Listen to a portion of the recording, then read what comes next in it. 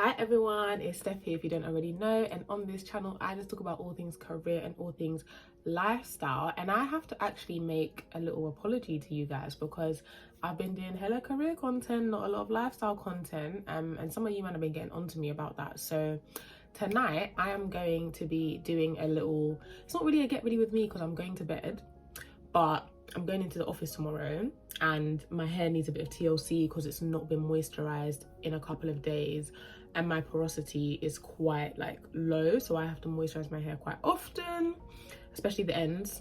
So I am going to show you how I do my really quick feed-in braids, which I feel like are one of my most convenient, I guess, corporate styles. Although, full disclaimer here, any natural hair is a corporate style, like it's fine. If you want to wear your natural hair and go. This is a little chit chat, get ready with me type vibe video where I'm going to be talking you through what I think you should be doing over the summer to get you ready for TC applications when they open in autumn. To do my hair, I'm going to be using all planted products. So I use Drizzle, I use Origin, and I use Soil to moisturize. Big up Planted, big up Amma, she's absolutely amazing. As ever, do make sure that you like, comment and subscribe. If you like these kind of just random chit chat lifestyle videos, let me know in the comments down below. If you've got any other topics that you want me to talk through when I'm doing other stuff, let me know and I will happily make a video on it. But for now, let's talk about what you should be doing to prepare for your TC applications in autumn.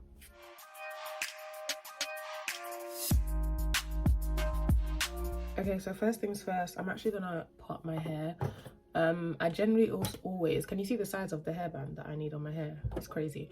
I generally always like to do my feed-in braids in 6. I just feel like that's an easy enough number that I don't get too tired. Like my arms don't really hurt in terms of doing all of the braids because I do it all by myself. You can do more. Sometimes I do more. Like I've done like 10 before and stuff like that, but 6 is nice and quick. I can normally do 6 in about 30 minutes. So that is what I'm going to try and do. But I just split my hair down the middle. I don't really care too tough about the parting. I guess like if, do you know what I mean? Like if I was doing something proper fancy, I might take a little bit more time to make sure that all the parts are like immaculately straight and whatever. But honestly, this is just a very quick, I need to moisturize my hair and then be ready to sleep. So part my hair down the middle and then I'm going to split these as evenly as I can into 3 parts. And go through and moisturize. So you don't need to see me parting on my hair. Let me just speed this little bit up so that we can get to the juicy bit that you actually came here for and find out what you need to be doing over the summer to prepare for your TC applications. Okay, so please excuse the fact that I currently look like Sideshow Bob. If you used to watch The Simpsons, you'll know who I'm referring to. But I've parted one side of my head and like sorted it out. So I'm now gonna go through, moisturize, and then talk you through my questions really. And in terms of my order of moisturizing, in case you are curious as to how I look after my hair, I use the LCO method. So I spray with Drizzle first, and then I use the Soil, which is the cream, and then I lock it all in with the oil, which is inches. So just have a really quick spray, close my eyes because I always get scared I'm gonna get rose water in my eyes and that would be painful. And what is the first question that I had? So just for those of you who don't follow me on Instagram, I actually put this up on my Instagram and said I was going to be recording this. So I've got some questions from there, and I also put it up on my Snap as well. So I've got questions from there too. So first question from Instagram is, I need to start TC application prep, but I don't even know where to begin. Where did you? So I guess the overall question there is like, how did I prepare for my TC application before I actually submitted it? That's kind of a hard question because of where I was when I was applying for my TC. So if you've watched my video where I spoke about how I went from rejection to training contract, you'll know that I actually applied for a TC at my firm and got rejected. So that definitely like framed the way that I was going to go forward. What I did was I started off with research. That was my first step, and I would say that no matter where you are in your kind of journey to a training contract, research is what you need to do first. I would also say that research actually takes a very long time, and not to say that you should like cut corners and stuff, but one of the key skills that like firms look at from their prospective lawyers or like their trainees is people who kind of know how to be efficient. And a very good way to be efficient is to use resources from those who have decided to help you. So for example, check out It's All Hearsay on Instagram. She's got a website as well actually, but if you go onto her Instagram, then you can just click on the link there and then find the website via there, and I will pop it up on the side so you can see what the page looks like. And she has a really good like research tracker for training contracts. I think lawcareers.net, they've got a really good research tracker. Who else? Even me, myself, I have a research tracker for free on my page. If you sign up to my mailing list, you can get a free research tracker in the commercial law ebook that I have. So loads of people have stuff already, and I would say use that as your base. And then if like let's say, you know, you're looking for a very particular thing from firms, then you can like edit whatever they have in their table accordingly, and then, you know, do your own research. But I would say always make sure that you use what's already out there for free to help you get started, because you want to like maximize your time. So yeah, use what I've mentioned in terms of research, and I would say that's definitely your first step. And that was the first thing I did. Second thing I did once I had done my research in terms of like the types of firms I wanted to apply to, the types of work I wanted to do, reasons why I wanted to apply for those firms. The next thing I did was have a look at what the deadlines were for all of them. And for me, this was really important because the time where I was applying for my VAC scheme, and also the training contract in second year actually, the time when I was applying, I had a lot of coursework heavy subjects. So I actually had a lot of coursework due around that time. And for me, it was just really important to kind of plan and make sure that I knew what it was that I would need to be doing in terms of balancing applications and also like, you know, getting all my coursework handed in on time kind of thing. So I, from my research tracker, I took all of those deadline dates and put them into my calendar. And then I also set a reminder for the week before. So for me, my aim was always to send off the application like normally a week after it was posted. And I think if you have enough time to prepare, you can do that. But I would set a deadline for a week before the actual application deadline was, just to be on the safe side, so that if for some reason something came up and like I hadn't got my application in for whatever reason, then at least I would remember to do it like the week before it was due. Do you get what I mean? So first step is research. Second step is make a note of all the deadlines. I think that's really important, and it's tied to research, but I kind of think it needs to be separate because it's that important.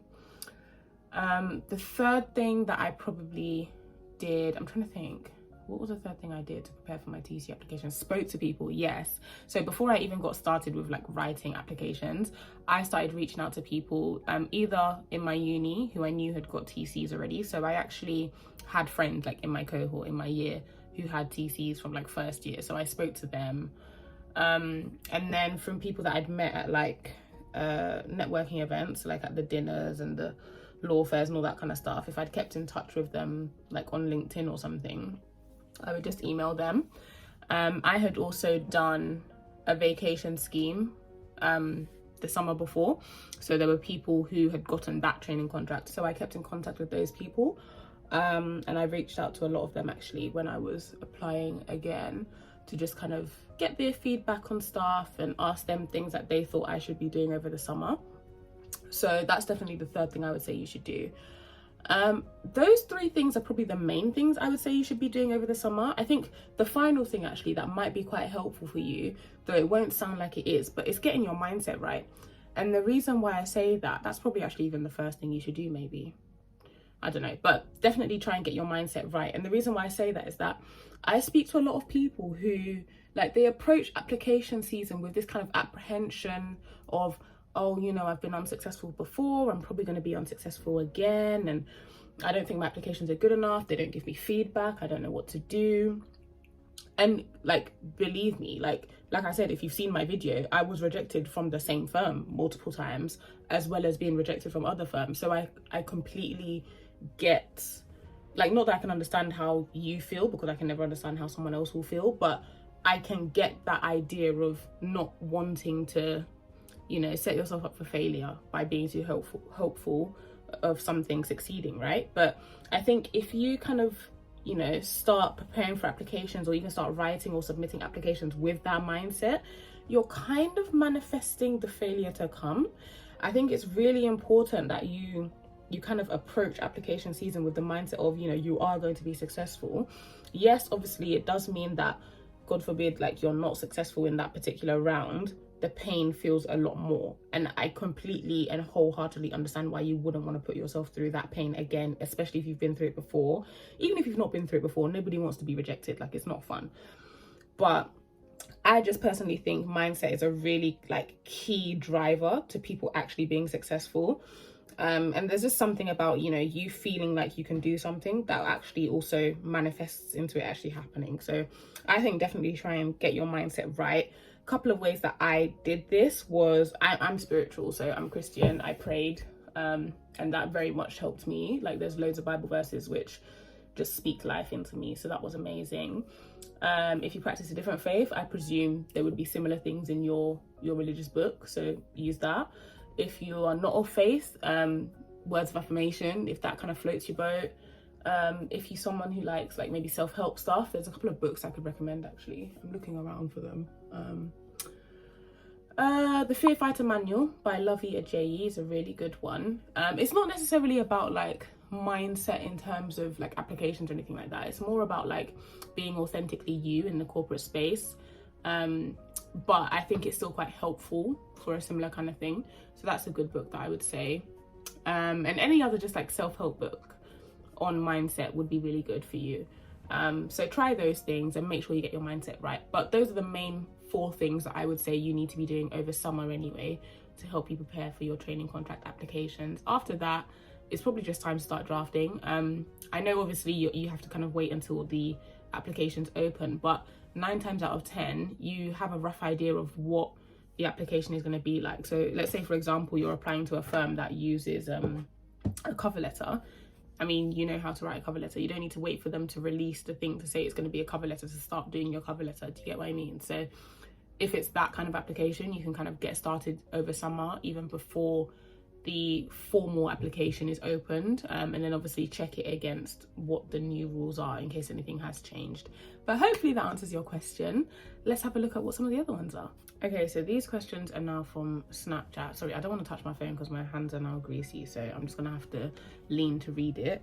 But the first question I've got is, what's the best way I can make sure I'm prepared for application season? I feel like I just answered that. So, I mean, I'll just reiterate just so that if you didn't get it the first time, then you can just quickly jot down these 4 points. But the main 4 things I said was, do your research and make sure you're being efficient with it. So use the existing research trackers as your base and then update as needed.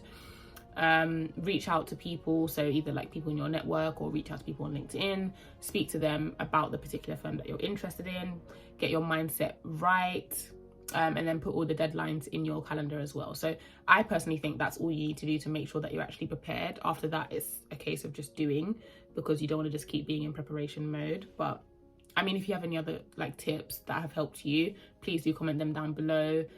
Check out my Instagram as well. I put loads of like tips over there too, so check that out too. Next question is, how many firms is the ideal number to apply to? I think this is a really, really good question, especially because like on, you know, LinkedIn, where you see those like inspirational posts like, oh, I applied to like 300 firms, I got like 299 rejections and 1 accepted me kind of thing. There is definitely a perception of like apply to more to, I guess, spread your risk. Personally, and I guess it depends on you as an individual. I honestly just didn't have the time or the capacity or the brain bandwidth to be applying to multiple firms in one intake or in one cycle. Although, I mean, I used to work in uni and I used to work like 2 jobs as well as studying, so I literally only had like a limited amount of time to do my applications. So that's potentially why I didn't have the capacity to do more. But I still don't necessarily think it's necessary to do multiple. Like, I don't know, because I feel like for you to do a good application, you need to actually like the firm, right? You need to actually like the people that you've met. You need to like the work that you've read about. You need to, you know, there needs to be something that attracts you to the firm. And every firm does have its differences, even though some of them are kind of similar. But there aren't 60 firms that are all the same. So I would be a bit confused if you are convincing me that you were able to do 60 applications because you equally love all 60 of these firms. Like, I feel like, I don't know, I just feel like it doesn't necessarily make sense. Like, if you think of a firm like CMS, for example, which is like a well-known tax powerhouse, and you think of a firm like Freshfields, which is quite well known for its like antitrust department, for example, and then you're thinking of like, I don't know, like different firms are known for different things. So I would just be a bit confused if you're trying to convince me that you like all of them. And one thing I would note is that a common question, if you do make it to interview stage, like to the partner interview stage, a really common question that comes up is what other firms have you applied to? And they're not asking you this question to like trip you out or to like say, oh, you've applied to other firms, we don't want you, but they're asking to see if you're aware of the differences between the typical firms. Because if you're at a particular firm which is really well known for X, and then you say, oh yeah, I applied to these other firms which are known for something completely different, the next question is going to be like, okay, so what attracted you to this firm? Because clearly you don't actually really like the work that we do. You just applied here to, you know, not put all your eggs in one basket, and you just wanted to see what would happen. So I would personally say don't apply to multiple firms. I don't think it's necessary, unless you are genuinely saying that, you know, you are interested in all of these different firms and they are all places that you want to go to, then fine. But bear in mind that I think a quality application from start to finish, so including the research phase, I think a quality application can take a minimum of about 6 hours. So it's about questioning whether you have, you know, that 6 hours to put into each application that you're doing.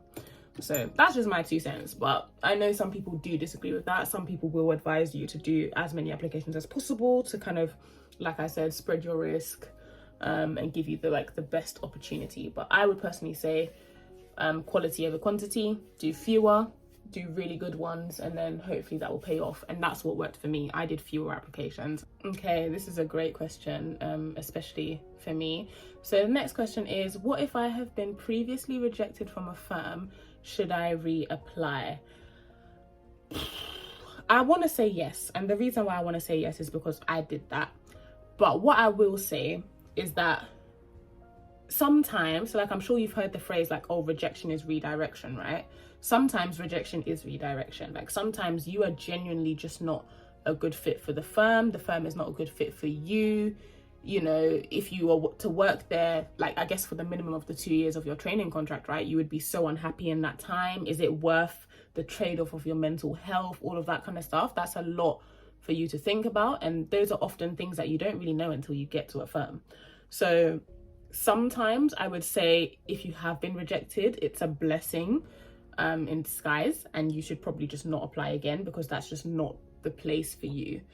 However, if you've done all of the steps properly, so if you've done your research on that firm properly and you feel like that suits your particular skill set and the type of person you are, if you've spoken to enough different types of people from the firm, gone to enough of their like networking events and all this kind of stuff, and you feel like what they do there really resonates with you, if you feel like your reason for being rejected is not actually that, you know, you weren't good enough or something like that, but maybe it was just, so again, if you follow me on Instagram, you'll know that I put up a post about the fact that in 2020, I think only like 2% of people who applied for training contracts actually got it.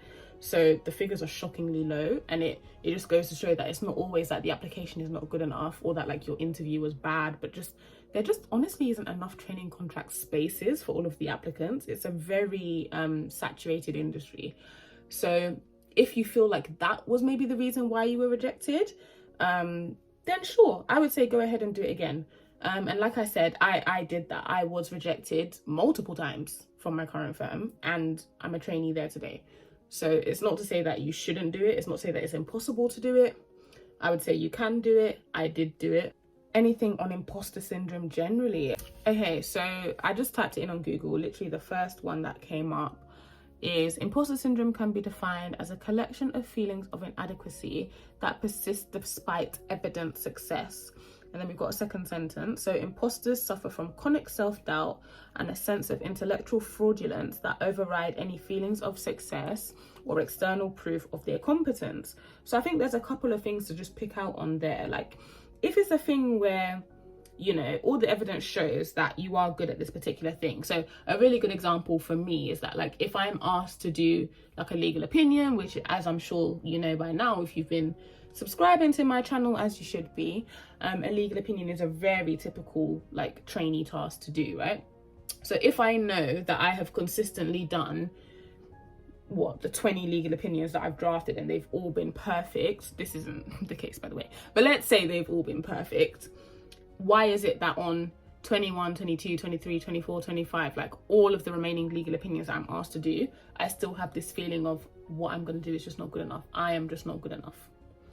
That's where your kind of chronic self-doubt is coming in, because there's evidence that I have been good at this particular thing, right? So like it defies logic. It doesn't really make sense. I think that is something that definitely happens in the legal industry, and it's something that, in my experience anyway, is amplified by the fact that the legal industry is just not really that diverse. Like, I know the industry is trying, and I personally have not necessarily experienced anything like terrible in the industry, so in all fairness, I will give it that. Like, it's not the worst, but I would say that in society, in my personal opinion, the concept of success is based off of the white ideal of success, which then means it's very easy for people who look like me to constantly feel like I can never match up or achieve the white ideal of success, because I'm just never going to be able to do that. I'm not white. I'm not going to be able to always think the way like that my white colleagues think, or like it's a lot. So how do I actually deal with it? Well, for me personally, I'm very much like a positive kind of affirmations person. So like I mentioned earlier, I am a Christian, so the Bible is normally my first point of call. If I don't necessarily feel like I'm that in touch with God though, because sometimes, you know, you read the Bible and it's just words, like it's not really speaking to you the way it needs to speak to you. So if I'm feeling like that, then I'd probably call my grandma, because honestly, second to God, I'm pretty sure she's like an angel. And the word comes straight from her. So she's a great person to speak to, and she's always good at like speaking life into me. I also have a vision board and an action plan on my wardrobe, which is like next to my desk. And it just kind of helps me look at it. So it just has things like, you know, I'm amazing, I'm smart, I'm this, I'm that, whatever. But it sounds silly now, but in moments when I am feeling quite low and I'm feeling like I'm not worthy and I'm not deserving, it's a nice reminder. It's a nice thing to look at, and it does really help. I also try to listen to things which are quite edifying. So Paul Brunson has a really good affirmations podcast. I will pop it up on the side here, but I would definitely recommend listening to that. It's normally about like 8 to 10 minutes in the morning, but I find it very, very uplifting, so that's quite useful. So for me, everything is very much based around doing like positive affirmation things. So I think if you are like me and you're very much a positive affirmation kind of person, then, you know, these tips are going to be helpful for you. If not, in all honesty, I don't actually know anybody who has like successfully combated imposter syndrome. I don't even know if it's a thing that can be successfully combated. Maybe just because I'm not there yet, that's why I don't know. But I've not heard of someone who has been like, yeah, I suffered from imposter syndrome and like now I don't ever doubt myself again, like I'm fine. So I think be rest assured that you are not alone. That doesn't always help, but I'm going to tell you, you're not alone. There are a lot of us who feel that way, and you are amazing. You are super talented. You have worked super hard to get to where you are, regardless of whether you have a TC or not. So don't let imposter syndrome be the thing that's holding you back. Like, if there's going to be anything in the world that holds you back, please try not to let it be imposter syndrome. I think it's very difficult, especially because it's more of a feeling.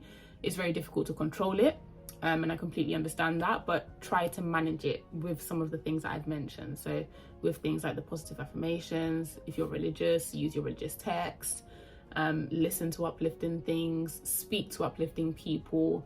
Try to manage it as best as you can, because I don't think it's something that ever goes away. I definitely still experience imposter syndrome every day, both in and outside of work. So I don't know if that's a helpful answer, but I hope you don't feel alone in your imposter syndrome. Okay, so the last question that I actually have is, how can I prepare for interviews over the summer? I find that when I do applications, I'm quite good at getting through to the next stage, but I fall short at the interviews. Okay, That's fair. Preparing for interviews over summer, I don't think there's anything specific that you would be doing over summer to prepare for interviews that you wouldn't be doing like generally to prepare for interviews, if that makes sense. But what I would say, generally speaking, to prepare for interviews, there's a couple of things. I think practice. I think the common reason why a lot of people fall short at interviews is because they don't actually know how to like speak at an interview, which sounds strange, but you know, we don't do interviews every day, do we? So I think it is quite normal that if you're out of practice or out of touch, you might fall short. My main tip that I often say here, and I think I've actually posted about this on my Instagram as well, so do give me a follow there, is that the legal industry, is a client-facing industry, right? It's a service-based business. So when you're being interviewed at every stage, a key thing that the interviewers are going to want to know is that they can just have a normal conversation with you. Like, not to say that you have to share every single interest that they share, or you have to be able to talk about every single thing that they talk about, but how do you just make normal conversation? Like, when you meet someone new, how are you able to navigate that situation? And are you able to make people feel comfortable? Do people want to kind of be in the same room with you? Are you polite and respectful? Like, do you ask how people are? All that kind of stuff. So that's a really important thing that I think is good to mention, because a lot of people forget about that at interviews. Like, they just go and prep their, 90-second answers to like why commercial law, but forget to do basic things like ask how the interviewer is. And it's those little things that can actually really help. So I would say make sure you do that. Second thing I would say is just go ahead and practice interviews, like either with your friends or family or something like that. It would be very helpful if you could practice an interview with a trainee, because they're like the close, or a vac schemer who's already like gotten onto the scheme, just because they're the ones who have done the interview most recently. So that is just helpful for you. But if you don't have anyone that you feel like you can reach out to kind of help you with that, even just practicing by yourself, like literally set up the same way that I'm talking to the camera now for YouTube, literally set up your phone, record yourself, and then watch it back. And literally, I'm sure I felt everybody cringing at that, because nobody likes watching themselves back on video. But that is one of the best ways to practice. And it actually kills two birds with one stone, because then you're practicing for video interviews as well as practicing for face-to-face interviews. So you're welcome. Definitely try that. I'm trying to think other good like general interview tips. I think I actually did a video on my 7 top interview tips, so definitely check out that video. But aside from that, I think your main thing is just practicing. And you can book in a Calendly like 30 minutes with me if you want to practice with me.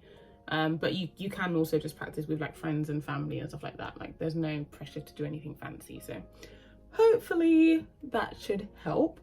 But that is all of my questions. And as you can see, my hair is not yet finished. The thing is so thick, it's just so annoying. But I'm nearly done. I've only got one left. This was actually quite quick for me. I'm not even entirely sure how long it took. And I know I've been quite like sloppy. I've not even made it very neat, but I'm just going to put some of those gold things on it to pretend like I put in effort. Tie it into a little bun so that it looks smart. And be going into the office tomorrow because I can't come and stress myself. It's also hot. I just didn't want my hair to be like on my neck. So I'm happy that I've done this now. This will probably take me to like the weekend, and then I'll wash my hair on the weekend and do something new then. But that is weekend Steph's problem. So let me just finish off this last one really quickly, and then I will wrap up with all of my advice from today's video. Do obviously make sure that if you haven't already, you pause right now and subscribe. And don't forget to like and comment as well if there is anything else that you would like me to talk about, or even if there's any other like hairstyles you want to see, because I actually do my hair myself. So and my work colleagues have literally seen me every time I've come in with a different hairstyle. So I got a lot of corporate hairstyles to show you if you're interested in seeing content like that. So do let me know. So there we have it, 6 really quick braids. I'm just gonna, where's my hairband? On my lap. Just gonna tie it into a little bun because I like to be ready. Then also spray my scalp. Love that. And then oil my scalp as well, because it's really important that my scalp doesn't get dry. So I just do a really quick, lovely, lovely, lovely. As ever, if you like these kind of get ready with me, or I guess get ready for bed with me, quick videos, do make sure that you like, comment and subscribe. Make sure that you also follow me on Instagram, because I post more tips and tricks there. And I will be back again next week with another video. Bye.